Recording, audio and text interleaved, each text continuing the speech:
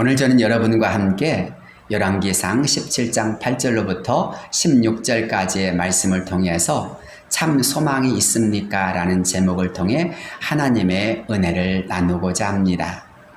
오늘 우리가 읽은 본문 말씀을 보면 하나님의 인도하심에 따라 살아가는 엘리야 선지자와 마지막으로 자녀들과 함께 떡을 먹고 죽으려는 사르밧 과부가 나옵니다.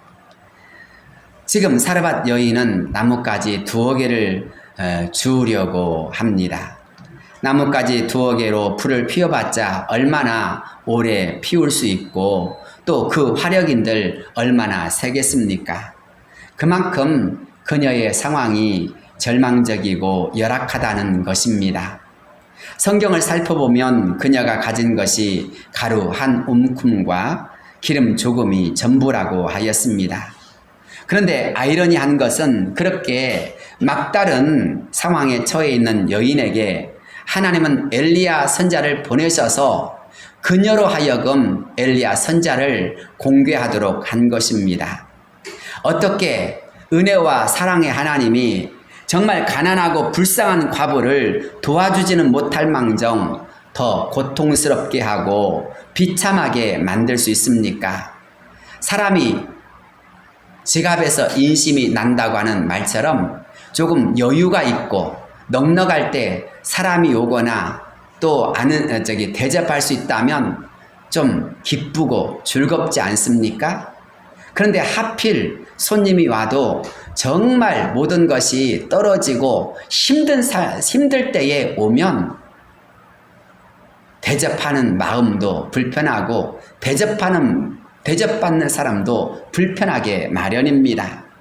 그런데도 불구하고 성경은 가장 열악한 상황 속에서 가장 힘들 때에 하필이면 엘리야 선지자를 가난한 여인에게 보내시고 있는 것입니다. 그때 엘리야 선지자가 여인에게 온 것이나 부탁은 도저히 수용하기도 어렵고 또 순종하기도 어려운 일이었습니다. 그런데 우리는 본문의 말씀 속에서 아주 특별한 것을 엿볼 수가 있습니다. 그것이 무엇입니까? 첫째는 우선순위를 어디에 둘 것인가 라는 선택입니다. 어느 날 미국의 유명한 한 신문에 아주 특별한 광고가 실렸습니다. 세단 캐딜락 승용차를 $150에 판매한다는 광고가 난 것입니다. 보통 세단 캐딜락 승용차의 가격이 1억 4천만 원에서 2억 원 정도라고 합니다. 일반 승용차 역시 6천에서 8천만 원 정도 합니다. 그러니 새 캐딜락 승용차는 상당히 비싼 차인 것입니다. 모두가 생각하기를 이거 광고 잘못 낸 것이다. 원래는 $15,000인데 거기에서 2개를 뺀 것이다. 아마 인쇄 실수가 분명하다라고 생각하였습니다. 따라서 분명 실수를 했기 때문에 내일이면 정정보도가 날 것이다 라고 생각하였습니다. 그런데 그 다음날 보아도 $150이고 그 다음날 보아도 $150였습니다. 많은 사람들이 신문사와 또 그 캐딜락 그 회사를 욕을 했습니다. 이게 정상적인 가격일 수 있느냐라는 것이지요. 그런데 일주일 후에 기사가 났습니다. 그 새 캐딜락 승용차가 $150에 어느 여학생에게 팔렸다는 것입니다. 많은 사람들이 깜짝 놀라서 그 기사를 읽어보았습니다. 그랬더니 그 캐딜락은 사회 신뢰성 제고를 위해서 자동차 회사가 내놓은 상품이었다는 것입니다. 즉 많은 사람들은 기사를 읽고 의심하고 욕만 했을 뿐 전혀 그것을 사실로 받아들이지 않은 것입니다. 하지만 그 여학생만큼은 추호도 의심치 않았고 그래서 바로 구매했다라는 것입니다. 어쩌면 우리 역시 그 당시 사람들처럼 그렇게 행동하는 사람들인지도 모릅니다. 무슨 일이 생기면 먼저 의심하고 또 머뭇거리며 주저할 때가 많이 있습니다. 손해보기보다는 우리가 결코 이익을 앞세우려고 합니다. 그러다 보니 우리는 때때로 가장 중요한 순간 머뭇거리거나 주저할 때가 많이 있습니다. 하지만 일단 먼저 믿고 행동하는 것이 너무나 중요한 때가 있기도 합니다. 특별히 신앙생활 할 때는 더더욱 그렇습니다. 이 시대에도 하나님의 말씀은 살아서 역사하기 때문입니다. 하나님의 말씀은 믿고 순종한 사람들에게 강력하게 이루어지고 또 나타나고 있습니다. 그래서 우리 모두는 하나님의 말씀에 능력과 소망이 있다고 합니다. 사랑하는 여러분, 여러분도 그렇습니까? 모든 능력과 소망은 하나님의 말씀에 있음을 믿으십니까? 오늘 우리가 읽은 본문의 말씀을 보십시오. 본문의 말씀을 보면 하나님의 말씀에 순종하는 사람들이 나옵니다. 먼저 엘리야를 보십시오. 그는 철저히 하나님의 말씀을 듣고 순종합니다. 본문 8절로부터 9절 말씀을 보면 여호와의 말씀이 엘리야에게 임하여 이르시되 너는 일어나 시돈에 속한 사르밧으로 가서 거기 머물라. 내가 그곳 과부에게 명령하여 내게 음식을 주게 하였느니라.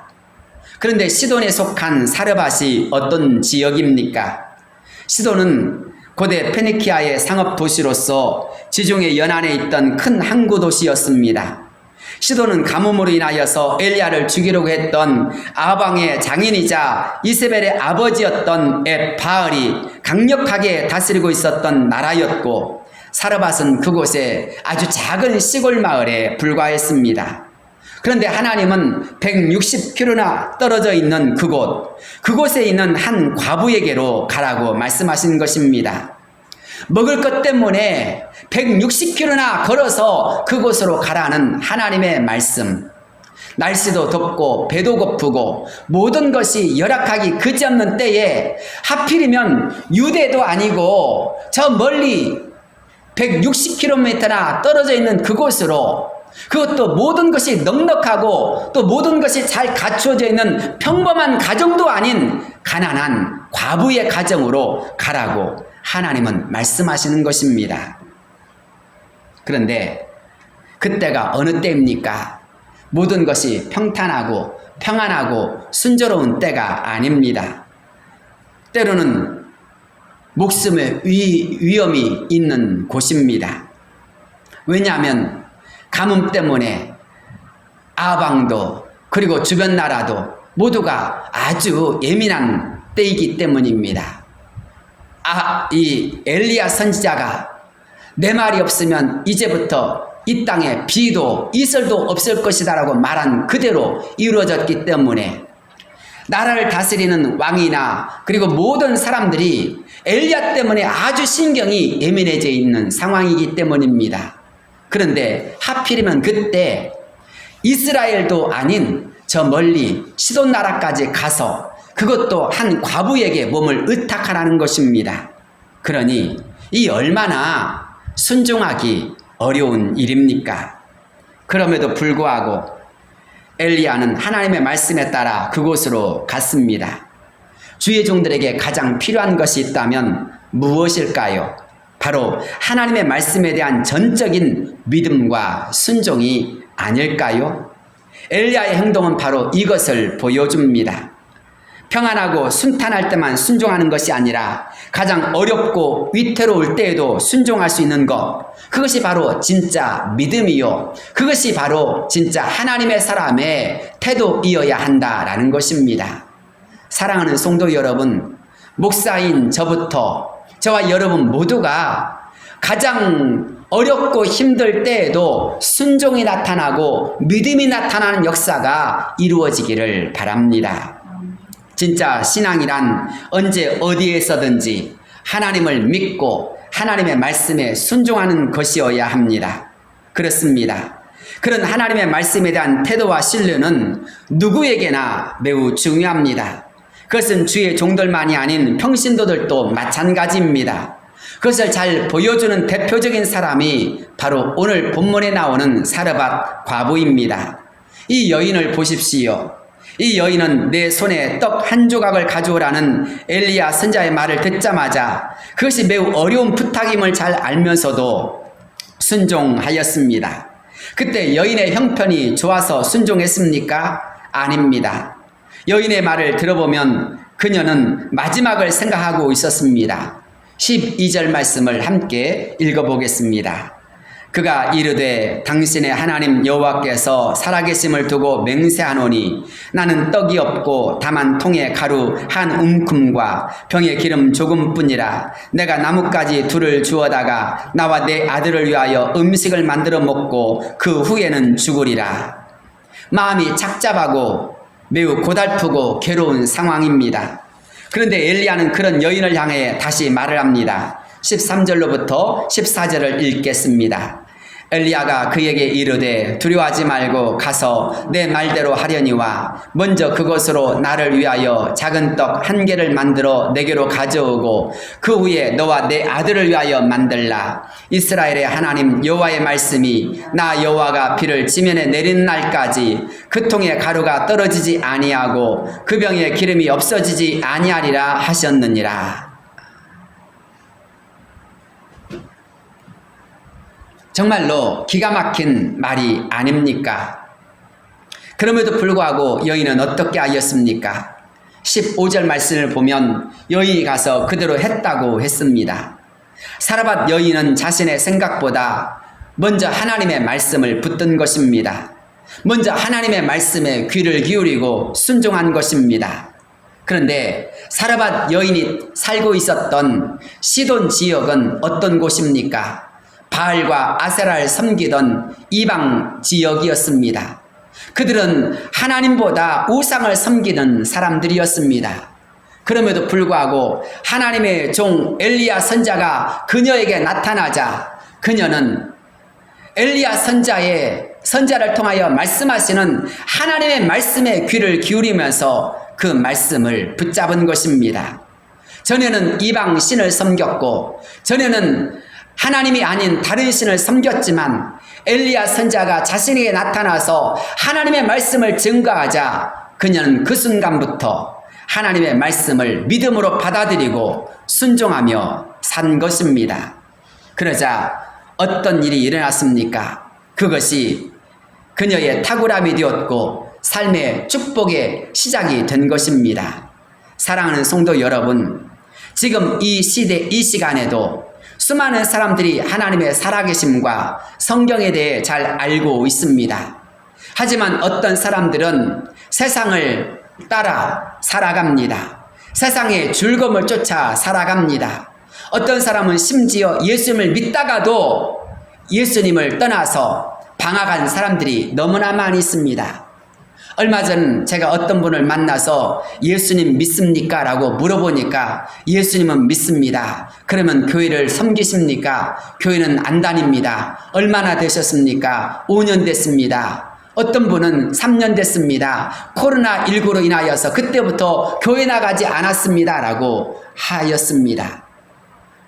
믿음에서 떠난 사람들이 많이 있습니다. 때로는 믿는다라고 말하면서도 교회에 나오지 않는 사람들이 있습니다. 그래서 제가 그분에게 여쭈었습니다. 당신은 살아있고 충만하십니까? 라고 물었습니다. 그랬더니 대답을 못하는 것이었습니다. 당신의 마음속에 성령이 충만하고 하나님의 은혜가 충만하여 당신의 믿음이 살아있습니까? 기도가 살아있습니까? 라고 물었더니 차마 대답을 하지 못하는 것이었습니다.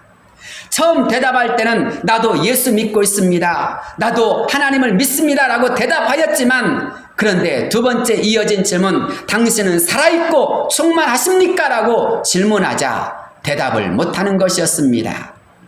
사랑하는 성도 여러분, 예수님을 믿는다는 이름은 가지고 있지만 진짜로 믿음의 능력이 없는 사람들이 얼마나 많이 있는지 모릅니다. 참으로 믿음이라고 하는 것은 언제 나타날까요? 하나님의 말씀을 붙잡을 때 나타나는 것입니다. 하나님의 말씀에 순종할 때 나타나는 것입니다. 그런 사람들에게 하나님의 말씀의 역사가 이루어집니다. 우리가 잘 아는 히브리서 4장 12절 말씀이지요. 하나님의 말씀은 살아있고 활력이 있어 좌우에 나선 어떤 것보다도 예리하여 혼과 영과 및 관절과 골수를 찔러 쪼개기까지 하며 또 마음의 생각과 뜻을 판단하나니 지으신 것이 하나도 그 앞에 나타나지 않음이 없고 우리의 결산을 받으실 이의 눈앞에 만물이 벌거벗은 것 같이 드러나느니라. 그렇습니다. 하나님의 말씀은 살아 있습니다. 그래서 하나님의 말씀은 반드시 다 이루어집니다. 믿음이 있는 것인지 없는 것인지 하나님 앞에서는 다 드러나게 마련입니다. 사랑하는 성도 여러분, 우리의 혼과 영과 및 관절과 골수를 찔러 쪼개기까지 하시는 그 하나님의 말씀을 믿으십니까? 그 하나님의 말씀 앞에서는 우리가 믿음 있는 것인지 아닌 것인지 입술로만 하는 것인지 진짜로 마음에 믿고 행동으로 옮기는 것인지 다 드러나게 마련입니다. 그런 점에서 하나님을 우리가 속이려고 해서는 안 됩니다. 아니, 하나님은 속으신 분이 아닙니다. 그런 점에서 우리는 진짜로 믿고 순종한 자가 되어야 합니다. 그때 하나님은 그렇게 진짜로 믿고 순종한 자에게 하나님의 살아계심을, 하나님의 역사하심을 분명히 증거해 주십니다. 이사야 55장 6절부터의 말씀이지요. 너희는 여호와를 만날 만한 때에 찾으라. 가까이 계실 때에 그를 부르라. 하나님은 분명 그렇게 말씀하셨습니다. 왜 그렇습니까? 이사야 선지자를 통해서 하나님은 이는이라는 말로 계속 증거합니다. 이는 내 생각이 너희의 생각과 다르며 내 길은 너희의 길과 다름이니라. 여호와의 말씀이니라. 이는 하늘이 땅보다 높음같이 내 길은 너희의 길보다 높으며 내 생각은 너희의 생각보다 높음이니라. 이는 비와 눈이 하늘로부터 내려서 그리로 되돌아가지 아니하고 땅을 적셔서 소출이 나게 하며 싹이 나게 하여 파종한 자에게는 종자를 주며 먹는 자에게는 양식을 줌과 같이 내 입에서 나가는 말도 이와 같이 헛되이 내게로 되돌아오지 아니하고 나의 기뻐하는 뜻을 이루며 내가 보낸 일에 형통함이니라. 그렇습니다. 우리의 생각과 길이 하나님과 다르다고 말씀하십니다. 사람은 변하기도 하며 잘 모를 때도 많이 있습니다. 때로는 흔들리기도 합니다. 그러나 하나님의 말씀은 없어지지 아니하고 반드시 이루어집니다. 모든 것에 형통합니다. 마태복음 5장 18절 말씀을 보면 진실로 너에게 이르노니 천지가 없어지기 전에는 율법의 1.1획도 결코 없어지지 아니하고 다 이루리라고 말씀하셨습니다. 그래서 우린 하나님의 말씀에 따라 순종하며 사는 것입니다. 사랑하는 성도 여러분, 저와 여러분이 하나님의 말씀에 귀를 기울이는 이유, 우리가 하나님의 말씀을 붙잡으려는 이유가 바로 여기 있지 않습니까? 하나님의 말씀은 반드시 이루어지기 때문에 우리는 하나님의 말씀을 들으려고 하고 그 말씀을 내 것으로 잡으려고 하고 그 말씀대로 살려고 하는 것 아닙니까? 그렇다면 사랑하는 성도 여러분, 저와 여러분에게 가장 필요한 것이 무엇일까요? 먼저 하나님의 말씀을 붙들고 하나님의 말씀에 순종하는 일일 것입니다. 성경을 보면 하나님의 말씀에 순종하는 것과 순종치 않는 것, 하나님의 말씀을 믿는 것과 믿지 않은 것에는 엄청난 차이가 있음을 말씀해 줍니다. 말라기서 2장 9절 말씀을 보면 너희가 내 길을 지키지 아니하고 율법을 행할 때에 사람에게 치우치게 하였으므로 나도 너희로 하여금 모든 백성 앞에서 멸시와 천대를 당하게 하였느니라 하시니라 라고 하였습니다. 하나님의 말씀대로 행하지 않은 결과 이스라엘 모든 백성들을 이방 사람들 앞에서 멸시와 천대를 받게 하셨다라고 한 것입니다. 그러나 잠언 3장 4절 말씀을 보십시오. 우리가 하나님의 말씀을 잘 듣고 순종하면 내가 하나님과 사람 앞에서 은총과 귀중히 여김을 받으리라고 약속하고 있습니다. 저와 여러분이 하나님의 말씀을 믿고 순종하면 하나님께서 저와 여러분을 사람들 앞에서 존귀한 자가 되게 해주신다고 약속하십니다. 그렇다면 우리가 하나님 앞에서 어떠한 자가 되어야 할 것은 명확한 것입니다. 우리가 어떠한 자가 되어야 될까요? 하나님의 말씀을 순종하며 하나님의 말씀을 믿음으로 말미암아 하나님께서 주시는 은총과 귀중히 여겨지는 삶을 누리시기를 바랍니다. 그렇습니다. 우리가 해야 할 일이 있습니다. 우리가 해야 할 일보다 먼저 해야 할 일이 분명히 있습니다. 우선순위를 하나님의 말씀에 두십시오. 먼저 하나님의 말씀을 붙들고 달려간 자가 되시기를 바랍니다. 그럴 때 하나님은 그 중심을 보시고 은혜로 역사해 주심을 믿으시길 바랍니다. 두 번째로 하나님은 섬기는 자에게 역사하십니다. 앞서 말씀드렸던 것처럼 사르밧 과부는 자기 아들과 함께 남은 음식을 먹고 이제 죽을 것을 생각한 사람이었습니다. 그런데 선지자 엘리야는 남의 속도 모르고 내 손에 떡 한 조각을 내게로 가져오라고 말씀합니다. 이 얼마나 답답하고 순종하기 어려운 순간이었을까요? 그럼에도 불구하고 그렇게 주저하는 과부를 향해 엘리야는 두려움 말고 가서 내 말대로 하라고 재촉하였습니다. 정말 내가 어렵습니다. 힘듭니다.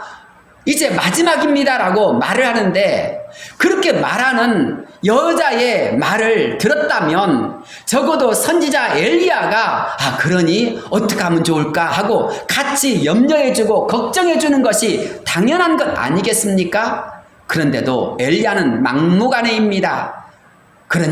그렇다면 일단 나한테 먼저 가져와 봐라. 그런 다음 너와 내 아들이 먹어라 라고 또 말을 하는 것입니다.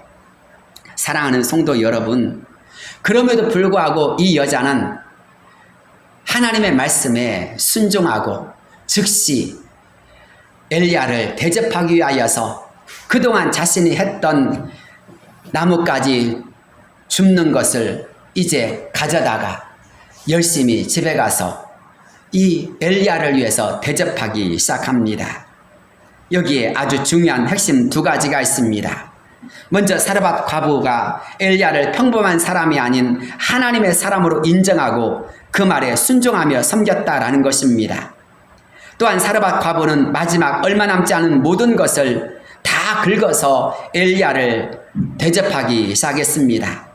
다 긁어서 만든 것이지만 그것은 아마도 얼마 되지 않았을 것입니다.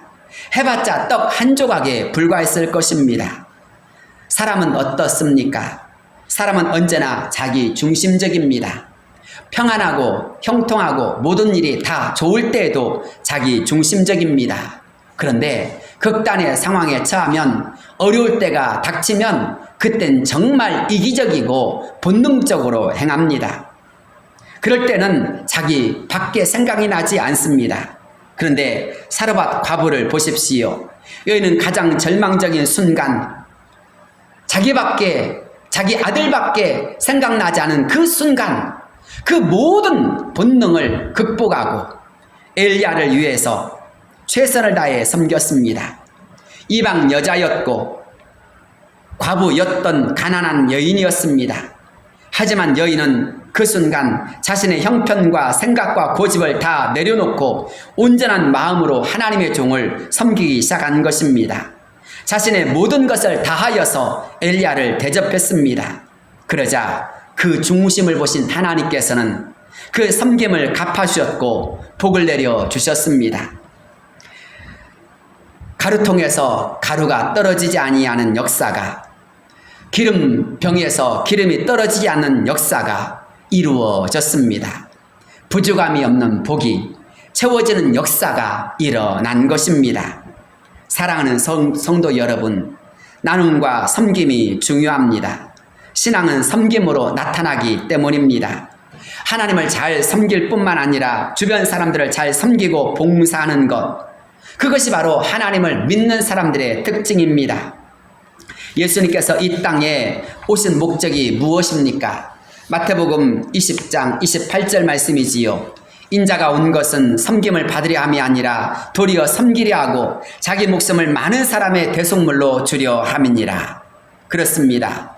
섬기는 자로 오신 예수님 때문에 우리가 구원을 받았습니다. 그런데 누군가를 섬기려고 하면 먼저 내가 낮아져야 하는 것이 섬기는 자의 태도입니다. 누군가를 섬기려고 하면 반드시 먼저 내 것을 희생하고 양보해야 합니다. 그것이 진정한 섬김의 조건입니다. 그런데 예수님을 생각해 보십시오. 예수님께서는 우리를 구원하시기 위해 온갖 고난과 고통을 당하셨고 십자가에서 죽어주셨습니다. 그래서 저와 여러분이 구원받은 것입니다. 그래서 우리가 하나님의 자녀가 되었고 영원한 생명과 하나님의 나라를 선물로 받은 자가 된 것입니다. 예수님의 섬김 때문에 바로 우리가 사랑을 받았고 구원을 받았고 하나님의 자녀가 되었고 영생을 얻게 되어졌으며 이 시간 우리 모두가 평안을 누리게 된 것입니다. 그래서일까요? 사도 바울은 우리에게 이렇게 권면합니다. 빌립보서 2장 5절의 말씀이지요. 너희 안에 이 마음을 품으라. 곧 그리스도 예수의 마음이니 그는 근본 하나님의 본체시나 하나님과 동등됨을 취할 것으로 여기지 아니하시고 오히려 자기를 비워 종의 형체를 가지사 사람들과 같이 되셨고 사람의 모양으로 나타나사 자기를 낮추시고 죽기까지 복종하셨으니 곧 십자가에 죽으심이라. 예수님은 하나님의 본체셨지만 자신을 비워 종의 형체를 가지사 사람들과 같이 되셨다고 하였습니다. 자기를 낮추시고 죽기까지 복종하셨습니다. 그 결과 하나님은 그의 이름을 모든 이름 위에 뛰어난 이름이 되게 하셨습니다. 그래서 누구든지 주의 이름을 부르면 구원을 받게 해주셨고 주의 이름을 믿으면 영생을 얻게 주신 것입니다. 그렇습니다. 예수 그 이름의 권세가 예수 그 이름의 능력이 나타나는 역사가 이루어지도록 예수의 이름을 가장 존귀한 이름이 되게 하신 것입니다. 먼저 예수님의 마음을 갖는 것이 필요합니다. 예수님의 마음을 가지고 섬기는 자가 되어야 합니다. 섬김은 불편과 손해를 감당하는 정도가 아니라 적극적으로 주님의 마음과 사랑을 나누는 것입니다. 영혼을 사랑하며 구원하기 위해서 최선을 다하여 봉사하는 것입니다. 나를 통해서 주님이 드러나도록 하는 것, 그것이 진정한 섬김과 봉사의 정신입니다. 그런 섬김을 하나님은 귀중히 보십니다. 사람이 볼 때 떡 한 조각은 아무것도 아닐 수 있습니다. 그러나 그 떡 한 조각에 마음을 심고 정성을 심고 나의 모든 것을 심을 때 그 섬김은 놀라운 역사가 일어납니다. 하나님을 감동케 하며 하나님의 기적의 역사를 이루는 통로가 되어집니다. 오병이어의 기적이 무엇입니까? 한 소년의 도시락이 주님께 드려졌을 때 그 소년의 전부가 예수님께 드려졌을 때 예수님은 그 소년의 마음을 보시고 그 중심을 보시고 오병이어의 기적을 12광주리가 남는 역사를 남자 장정만 해도 5,000명이나 되고도 12광주리가 되어지는 역사를 이루어 주심으로 하나님의 하나님 되심을 보여주신 것이 아닙니까? 그렇습니다. 떡 한 조각이라도 마음을 심으십시오. 작은 물질이라도 거기에 정성을 심으십시오. 나의 작은 시간이라도 거기에 온 마음을 다하여 섬기십시오. 그곳에 주님은 역사하시고 그것을 반드시 기억하시며 갚아주심을 믿으시기를 바랍니다. 세 번째로 진짜 복을 사모한 자가 되시기를 바랍니다. 엘리야를 만나기 전까지 사르밧 여인의 삶은 아무런 소망이 없었던 삶이었습니다. 아니 비관적이고 절망적인 상황이었습니다. 오죽했으면 아들과 함께 마지막 음식을 먹고 난 이후엔 자살과 죽음을 생각했겠습니까? 그런데 그런 여인에게 하나님은 이스라엘 선지자였던 엘리야를 저 멀리 시돈에 속한 사르밧까지 보내셨고 그녀의 마음을 녹화하신 것입니다. 무려 160km나 떨어져 있는 그레시네가에서 엘리야를 불러다가 사르밧 여인에게 보내신 것입니다. 이것을 우연이라고 말할 수 있을까요? 아닙니다. 성경을 보면 하나님께서 이 모든 것을 주관하고 주도하고 있음을 보여줍니다. 하나님은 엘리야의 형편이나 사르밧 여인의 형편까지도 또 그녀를 통해서 하나님께서 어떻게 이 모든 것을 주관하실지도 다 알고 계시며 또한 이끌어 가십니다. 우린 이것을 하나님의 주권 또는 섭리라고 말을 합니다. 사랑하는 성도 여러분, 우리를 향한 하나님의 섭리가, 하나님의 역사가 있음을 믿으십니까? 하나님께서 우리를 위하여서 놀라운 것을 계획하고 계심을 믿으십니까? 그런 하나님의 주권, 하나님의 역사, 하나님의 섭리에 귀하게 쓰임받는 사람이 있습니다. 하나님의 역사하심을, 그래서 하나님의 하나님 되심을 드러내는 사람들이 있습니다. 바로 엘리야가 그랬고 사르밧 여인이 그랬습니다. 한 사람은 위대한 능력의 종이자 선자였습니다. 하지만 이 여인은 앞서 말씀드렸던 것처럼 이름도 없고 형편도 넉넉지 않은 이방 여인에 불과했습니다. 그럼에도 불구하고 하나님은 이 여인을 주목하셨고 이 여인을 통해서 일하기 시작하셨습니다. 왜 그랬습니까? 이 여인이 목숨을 다하여서라도 하나님의 말씀에 순종할 것을 아셨기 때문입니다. 전에는 비록 이방 여인이었고 이방신을 섬기는 여인이었는지 모르지만 그러나 하나님께서는 그녀가 하나님의 말씀을 들으면 순종할 것을 아셨기 때문에 그녀를 통해서 일하기를 기뻐하신 것입니다. 사랑하는 성도 여러분, 저와 여러분이 왜 이 자리에 있을까요? 하나님께서 말씀하시면 순종하고 또 순종하면 하나님께서 복 주시며 역사해 주실 것을 믿기 때문인 것입니다. 하나님께서 여러분을 기적의 통로로, 축복의 통로로, 하나님께서 일하실 통로로 사용하기를 원하십니다. 그렇다면 그때 하나님을 나의 소망으로 삼는 자가 되시기를 바랍니다.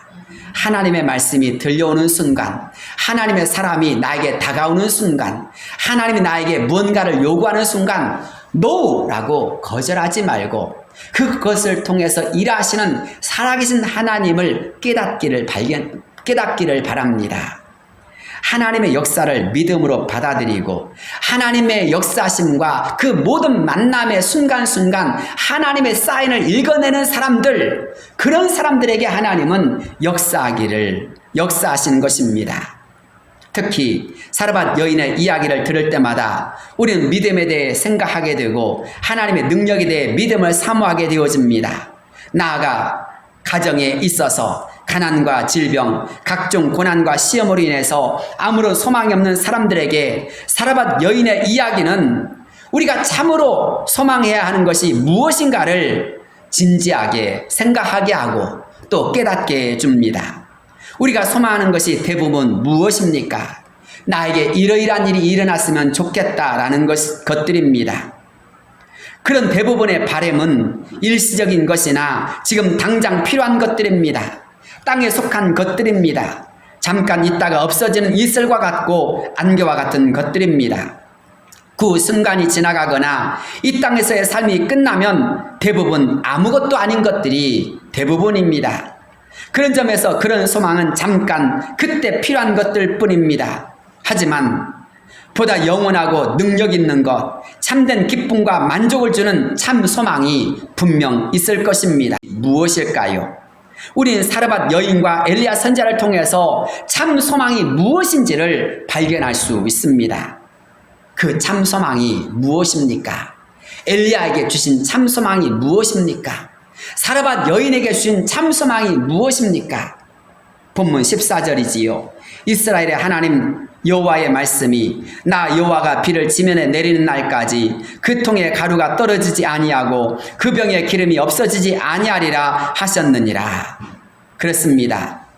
시골에 가난한 여자였고 이방 땅에 살고 있었던 불신앙의 여인이었습니다. 이제 모든 것이 끝났다라고 생각하며 죽음을 생각하던 여자였습니다.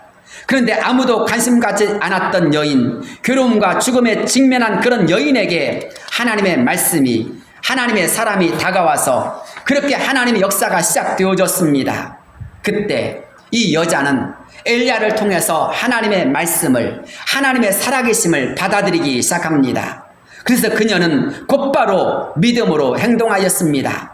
15절 말씀, 그가 가서 엘리야의 말대로 하였더니 라고 했던 것처럼 여인은 즉각 엘리야의 말씀대로 행한 것입니다. 하나님의 말씀을 희망과 약속으로 받아들인 것입니다. 그랬더니 어떻게 되었습니까?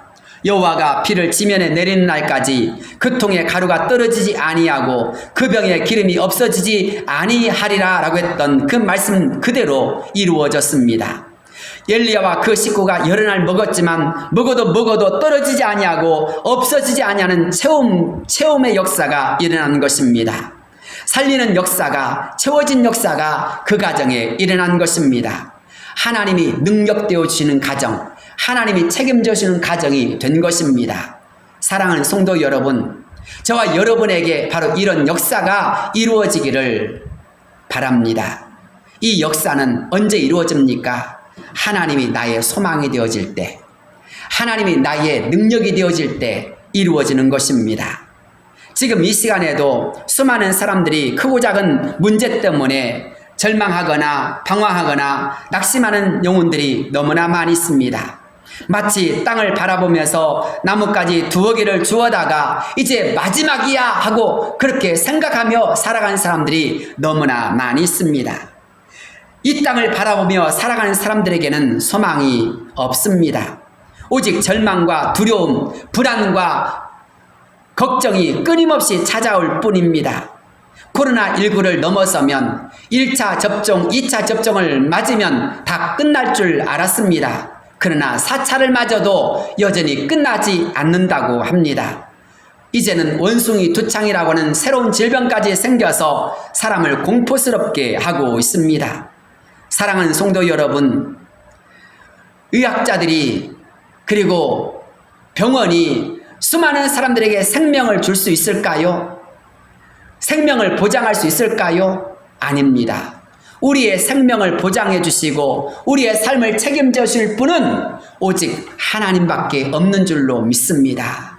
그 하나님이 나의 소망되고 그 하나님이 나의 능력이 되어진 자에게 참된 안심과 평강이 있을 뿐입니다. 나도 살고 가정이 사는 역사는 오직 하나님이 주시는 것입니다. 시편 39편 6절 말씀이지요. 진실로 사람은 그림자같이 다니고 헛된 일로 소란하며 재물을 쌓으나 누가 거둘는지 알지 못하나이다. 주여 이제 내가 무엇을 바라리요? 나의 소망은 주께 있나이다. 이 말씀의 배경이 무엇입니까? 다윗은 원수들로 인하여서 늘 목숨의 위험에 직면했고 삶의 고통을 당해야만 했습니다. 그런데 설상가상으로 다윗이 질병에 걸려 목숨이 위태로워졌습니다. 그때 그가 한 일이 무엇입니까? 시편 40편 1절을 보면 내가 여호와를 기다렸더니 귀를 기울이사 나의 부르짖음을 들으셨도다 라고 하였습니다. 다윗은 그때 부르짖고 간절히 하나님께 기도하였다고 하였습니다. 그러자 하나님께서는 나를 기가 막힐 웅덩이와 수렁에서 끌어올리시고 내 발을 반석 위에 두사 내 걸음을 견고하게 하셨도다 라고 하였습니다.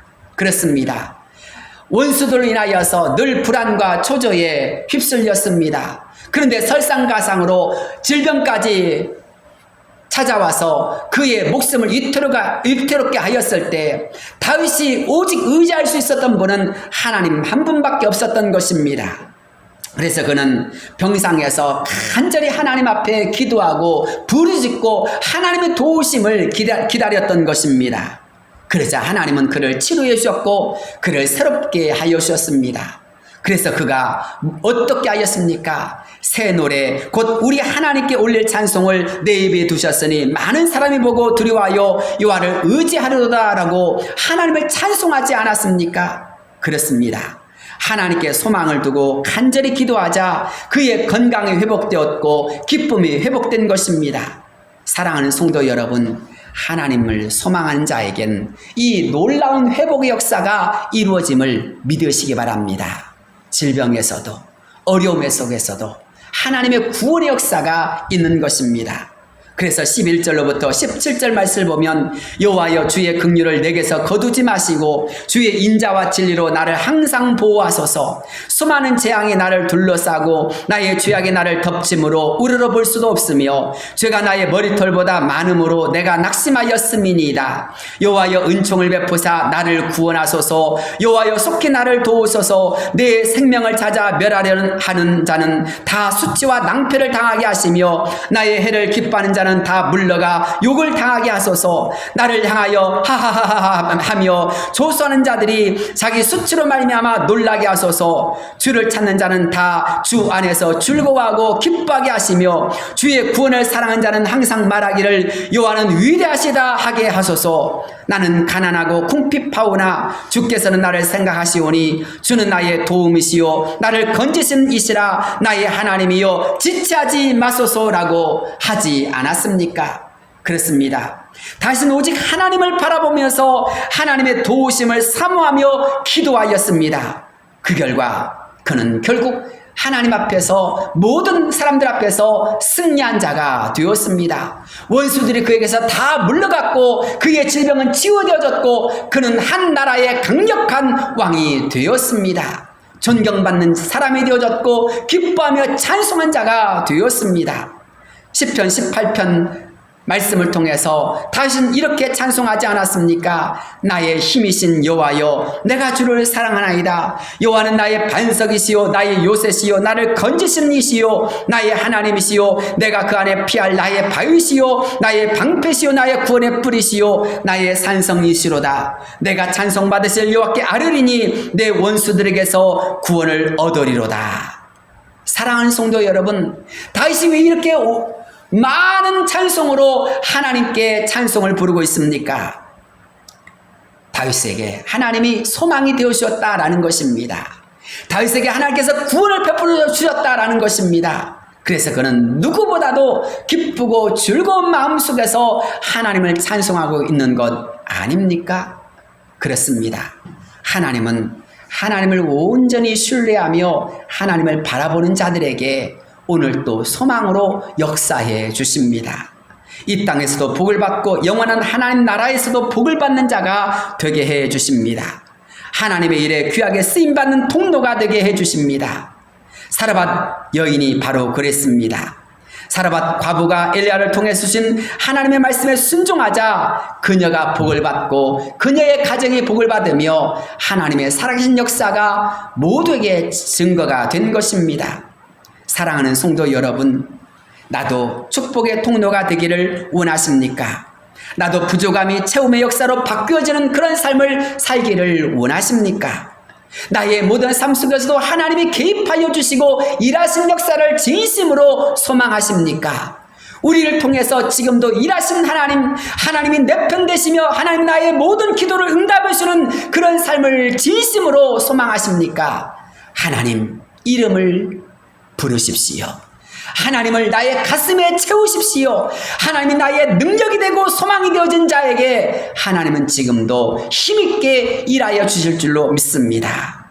하나님이 우리의 영원한 소망이 되어지는 사람들, 하나님이 나의 전부인 자가 되어지시기를 주의 이름으로 축복합니다. 기도하겠습니다.